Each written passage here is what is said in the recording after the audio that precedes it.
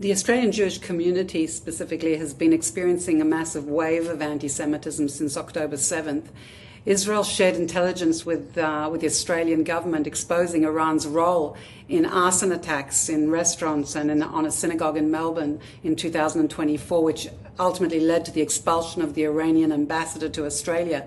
Can you tell us what you know about the role of Iran in the massive rise in global anti-Semitism?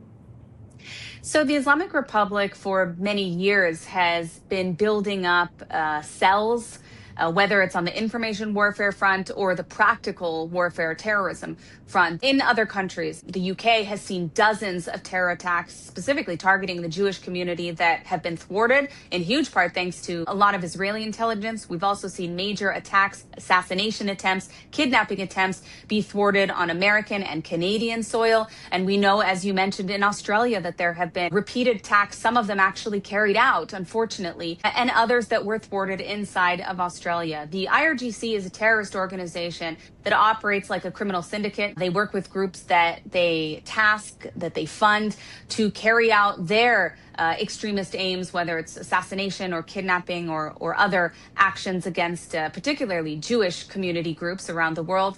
And this is something that's only intensified since October 7th. As I mentioned, we've seen a lot of terror attacks that were thwarted, but we also saw a lot of small-scale attacks on the Jewish community, including those that included casualties, unfortunately, in the UK being claimed by some of these smaller offshoot groups. And just recently, a few weeks ago, we saw it confirmed after the FBI caught one of the leaders that this was indeed a front of the Islamic Republic of Iran, of the IRGC, that they had put together in order ultimately to strike fear into the Jewish communities around the world.